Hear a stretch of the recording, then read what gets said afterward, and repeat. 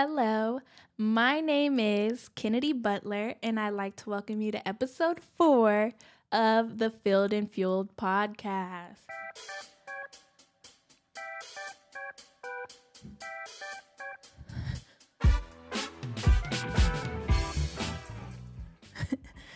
This is a weekly podcast where we'll be discussing becoming healthy both physically and spiritually. And when I say spiritually, I mean in Christ Jesus. If you're new here, I am a Christian woman who's given her life to Christ, and I'm also a student currently getting my master's in nutrition and dietetics as I'm working towards becoming a registered dietitian. So that's me, and that's the podcast, and welcome. Welcome. Nice to meet you. Nice to see you. How you doing? I'm doing great. Thanks for asking. Okay, so for the icebreaker for today, I feel as if I should tell you my story on how I gave my life to Christ. Where did he come from? How did he find me? How did I get here? Let's get into it. So it all started freshman year of college. There were some instances before college, but it all started freshman year of college. So I went into college knowing of God. I've heard about him. I have a grandma who always talks about him and how she loves him and how she wouldn't be where she is without him and all the things. I have a great friend who's been trying to introduce me to God since middle school, and she will always, tell me about him and all the things. And I'm just like, that's nice. That's cute. That's cool or whatever. But I never really experienced him for myself, so I thought. But fast forward to freshman year of college. I went into college having a little high school boyfriend, and then we end up breaking up. Within the first semester of college, we broke up. Because that was my first boyfriend, we're young and oh my gosh, it's the end of the world. And, I thought I loved him and all the things. So I was a little down and sad, but I had some roommates who uplifted me and kept me up during that time. Shout out to them. But one of my roommates, she actually grew up in the church. So she was at the church and she was in the church choir and she was all about him. She knew about him more than I did. So she was like, hey, I found this great sermon. I didn't even know what a sermon was. And I was like, okay. So she put it on the TV and we all watched it. And I'm like, wow, this is great. This is amazing. It was Pastor Michael Todd, Relationship Goals, the first one. And it was amazing. I'm just like, who is this God person? Why do I feel so motivated and uplifted right now? Like, I just went through a breakup. I should be sad, but I'm sitting here like, oh, God has more for me. He has better for me. And I don't even know what made me think that, because it was like, I was only 10 minutes into the video. But that sparked something for me. I was just like, interesting. Like, this God person sounds cool.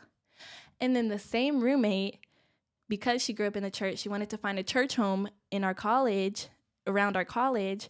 So she ended up finding one. And she invited me. She was like, hey, do you want to come to church with me? And I'm like, sure. So I go with her and my heart's going again. And I'm just like, who is this person? He's so amazing. Like, why don't people talk about him more? I want to know more. I want to learn more. And I'm naturally a student. I love to learn and just understand stuff. So we end up watching sermons every day, going to church every Wednesday and every Sunday, and I was just getting filled up with his word and getting filled up with understanding who he is and getting filled up with his presence. And I'm like, I'm sold. You have my life. I started going to church in November. No, I started going to church in October, and then by November, I gave my life to him. So yeah, I gave my life to him, And then he's just slowly been shifting me and transforming me and molding me and doing all of the things to now I'm here. And yeah, that's the story of how I ended up giving my life to him and how he found me. He found me my freshman year of college and he snatched me up and stole my heart, and I'm rocking with him till the end of time. But yeah, tell me how you guys got saved or how you found Christ or when did you give your life to Christ? And is your story similar to mine? Let me know. I would love to hear. I love hearing how people found Jesus, you know? But yeah, so that's me. That's how I found Jesus. That's how he found me. And now we're here. We locked in. If we locked in, ain't no switching up. That's me and God. Okay, so let's get into the topic of the day. Today, we're going to be talking about a topic that isn't really talked about, but it is something that has affected most people at one point in their life. Today, we're going to be talking about body image. Body image is defined as a person's emotional attitude, beliefs, or perceptions about their own body. So it's basically, how do you see yourself when you look in the mirror? How do you perceive yourself when you're thinking in your mind? That's body image. This is an important topic that needs to be talked about more because a negative body image can increase the risk of engaging in unhealthy lifestyle behaviors, such as extreme dieting, restrictive eating, overeating, bulimia, purging, and things in that nature. And then that can increase the risk of certain mental health disorders such as depression and anxiety and anorexia and bulimia and binge eating disorder and things in that nature.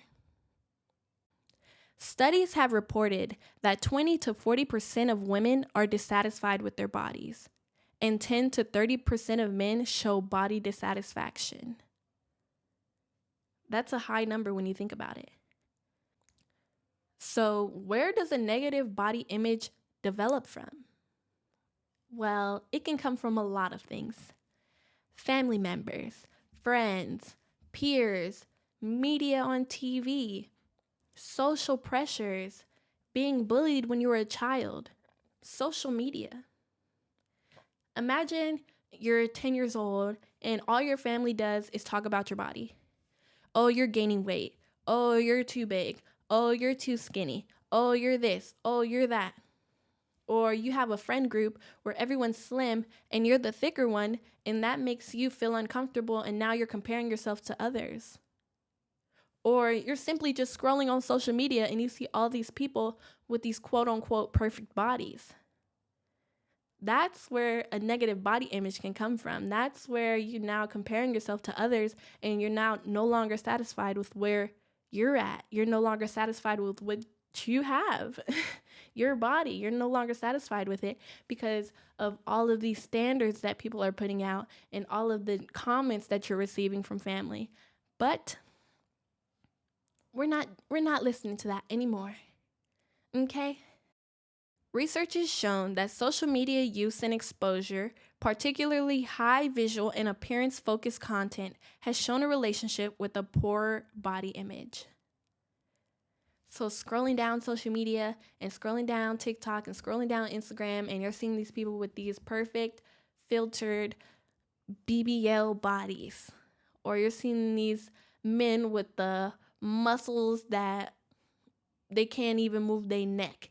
Or you see all of these things, you're now desiring to have a body like that, but you don't understand what they go through. You don't know what made them get there. They might be taking steroids. They might have went to Dr. Miami. All of these things. So we're comparing ourselves to people where we're not even in the situations that they're in. We don't even know half of their story. So let's stop comparing ourselves, okay? 2 Corinthians 10:12 says, "Not that we dare to classify or compare ourselves with some of those who are commending themselves. They're rating themselves so highly. But when they measure themselves by one another and compare themselves with one another, they're without understanding. So it's basically saying people are comparing themselves to each other. They're saying, I look good, I look better than them, so I know I'm doing good. Or they're saying, I don't look as good as them, so I'm not doing good, and all of the things. The word says they're without understanding. They're not wise. They don't have the understanding to know that we're not supposed to be comparing each other, a person to a person, because we're all flawed. We're only supposed to be comparing ourselves to one person, and we'll get to that, okay? Galatians 6:4 says, but let each one examine his own work, and then he will have rejoicing in himself alone, not in another. So focus on you. It's you versus you, not you versus me, not you versus her, not you versus them. It's you versus you. Are you better than you were a week ago? Are you better than you were a month ago? Are you in the same place that you are a year ago? No. That's who you should be comparing yourself with. You should be comparing your work. Are you 1% better than you were yesterday? Okay? We're not comparing ourselves to people anymore. We're not doing that. All right? Okay. Understand that social media influencers are getting paid to have the bodies that they do. Their job is to be fit.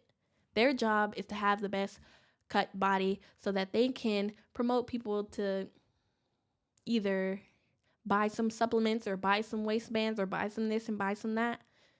They're getting paid for it. That's their job. That's their 9 to 5, is to go to the gym and eat all the meal plans and do all the stuff like that. But for another person who has a job outside of social media and you're not a body influencer and you're not a fitness guru and all the things that you're promoting your body, you may have a different story. You may have a different life. You have to go to work and you have a 12-hour shift, and then you come home and then you have 2 kids and you have to take care of the kids and shower them and bathe them and help them with their homework and get them ready for school for the next day. Then you have to cook dinner and you have to prepare yourself for your next day for work. It's a lot. It can be a lot. So you can't compare yourself to these people who have the perfect body when they have no other interruptions in their life, or they don't have children, or they've never had a baby, so their body's never stretched out yet, and all of the things like that. You can't compare yourselves to them. It's not apples to apples. You're comparing yourself apples to a tree. It's different. Okay, maybe not a tree, because apples falls off a tree. You're comparing apples to a sock. They're not even in the same thing. So don't compare yourselves to them. You are not them. They are not you. You can only be your best you. All right? Okay. So you don't need to be focused about your body and your appearance 24/7, how you look and how you're comparing yourself to other, and how you want to have the chiseled abs and how you want to have the strong back and all of the things. It's nice to look good. It's nice to take care of yourself. It's nice to do self-care. It's nice to make sure that you look presentable and all of the things, because when you look good, you feel good. But Proverbs 31:30 says, charm is deceptive and beauty is fleeting, but a woman who fears the Lord is to be praised. So looking cute, that's cute and all. But do you fear the Lord? Are you doing the things that the Lord has for you? Because you can look cute and not do anything with your life. We don't want that. So you may not have the perfect body, but that's okay, because do you know how much more your body does for you outside of your looks? Your looks will get you what? A compliment? A what? A model deal if you want to be a model? I don't know. Your looks will get you only so far. But the fact that your body has function, and that you can see out of your eyes, and that you can speak out of your mouth, and that you have arms that move, and that you have legs that work, and that you have a heart that's beating without your help, your body is doing things for you. So don't be so consumed about the surface level stuff, how we look on the outside. When you think about it, when you think about your greatest family members or your greatest friends or the person who means the most to you, do you care about their body? Do you ever equate their body to how amazing they are? Or do you think about how kind they are and how generous they are and how funny they are and how much they love the Lord and how they serve people and how they're not judgmental and how they're just caring and just a great person to be around? Is that what you think about? The goodness of them? Or are you thinking about their body type and how do they look? No.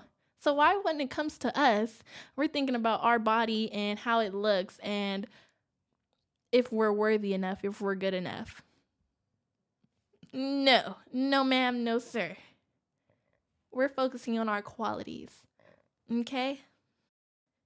Okay, so instead of being consumed and focusing on what size jeans you wear or if I'm ever going to have abs in my life, let's start focusing on being an image bearer of God. Genesis 1:26 says, "Then God said, 'Let us make man in our image, according to our likeness, and let them have dominion over the fish, over the birds, over the cattle, and over all of earth.'" Dominion means to have sovereignty, to have control, to be in charge of something. God put us in charge of earth. The same way that He's sovereign over heaven, He gave us that sovereignty over earth. He said, "For now, in the time being, while I will have this earth on the earth, I give you guys full control." Obviously, He's our superintendent and He has the ultimate control, but He gave us free reign and He gave us free choice and He gave us options to have dominion over earth. So instead of focusing on our image and how we look and how we're different from others, let's focus on our heart. Let's focus on our dominion. Let's focus on becoming everything that God wants and designed for us. 1 Samuel 16:7 says, "But the Lord said to Samuel, 'Do not look on his appearance or on the height of his stature, because I have rejected him.' For the Lord sees not as man sees. Man looks on the outward appearance, but the Lord looks at the heart." This is a story in the Bible where the Lord told Samuel, a prophet, to go and anoint David as king. So Samuel went, he had a whole family, and the dad of David, he had 8 sons. So he put all 7 sons in front of David when David was the one who needed to be anointed. And God said, "I have rejected him." The brothers before David, he said, "I rejected them. I'm not calling them." And just because they look good on the outside and because they have the height and they're 6'7" and they're 6'5" and 6'3" and they look pretty and they got the body, he said, that's not what's calling them. I'm checking heart posture. David had the right heart posture. That's why he wanted him to be anointed as king. What is your heart posture like? Because you can look cute, but the Lord could still reject you. Okay? Okay. So here's another approach. Imagine if you're a parent. Some of you might be. Imagine if your child came to you and said that they disliked and hated everything about them. They didn't like their skin complexion. They didn't like their height. They didn't like their feet. They didn't like their hair. They didn't like their personality. They didn't like their laugh. They didn't like anything. That would hurt your feelings a bit. Why? Because they were made in your image. Your children are made in your image. And the same goes for God. We were made in His image. He perfectly crafted us and designed us to be exactly who we be. And if we said that we hated everything about us and we want to be like someone else and I want to be like them and I want their body and I want their life and I want their this and I want their that, that will hurt God. He's like, I made you for a reason. I created all your quirks and I made your body how I wanted to. And I made you in the family that I wanted to because it's all for a reason. There's greater purpose to you than just how you look. He gave you more power and authority and purpose on this earth than just your body. You are more than just a body. You're a body that holds somebody on the inside of you. Okay, so let's think about the greater and bigger things that we have to fulfill on this earth. But if you're saying I'm struggling and I hate looking at my body and I don't love my body and I'm always comparing myself to someone else and it's impossible, body positivity.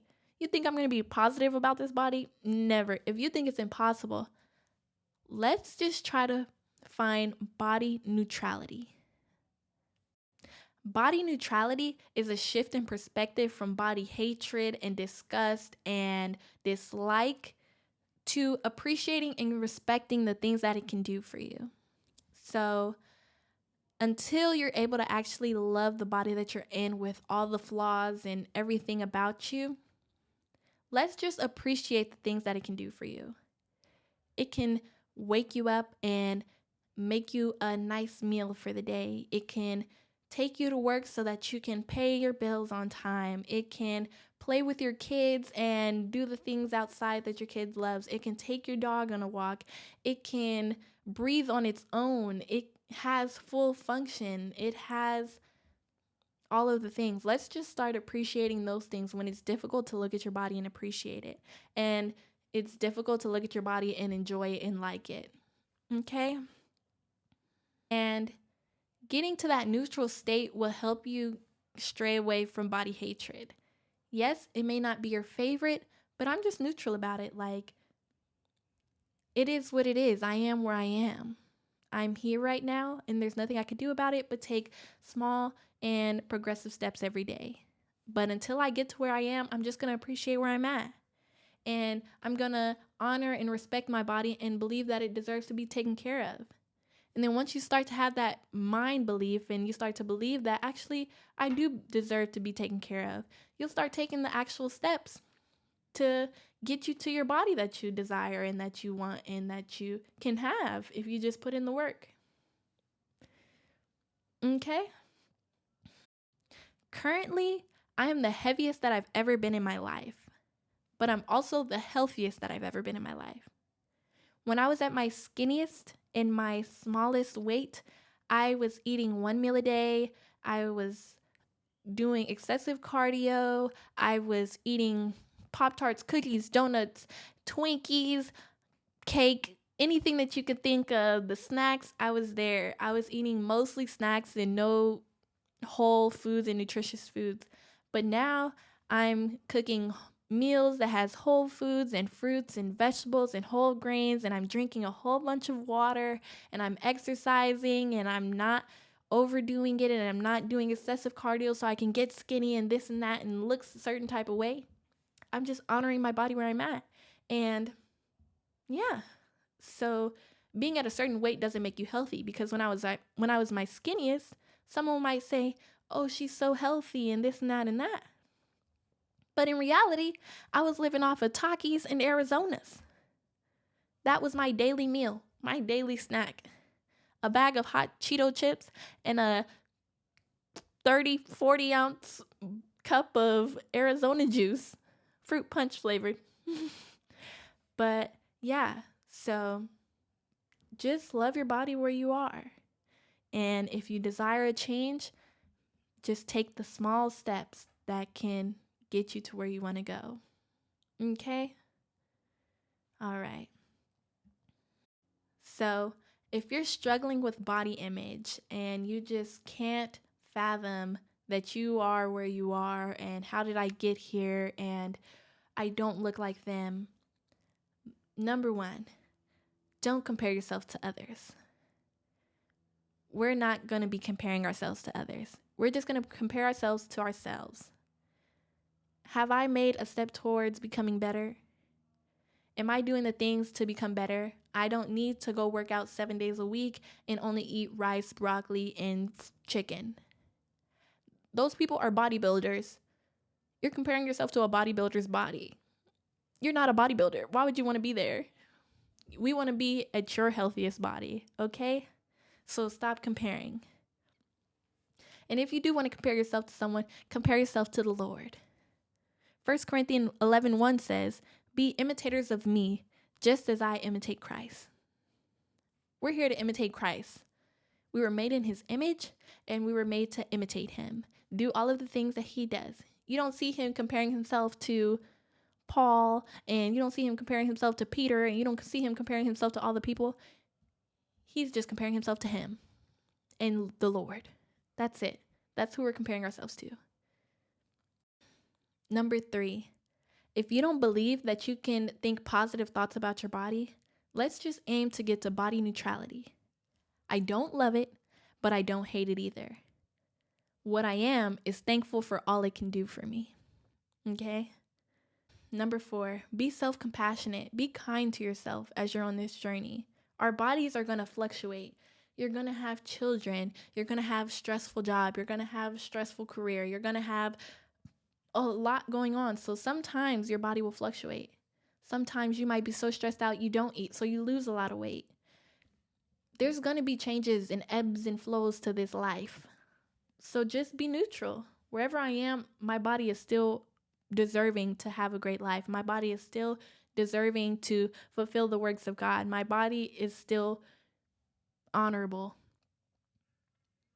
It doesn't matter if I'm the heaviest I've ever been or if I'm the skinniest I've ever been. I'm still worthy. Be self-compassionate. Okay? All right. Number 5. See yourself as an image bearer of God. We're so focused on bearing the image of these Instagram baddies when God's saying, I made you in my image, not in theirs. I made you like me, not like them. So think about carrying those traits. How is God? What is his character like? How does he want me to be? Focus on those images.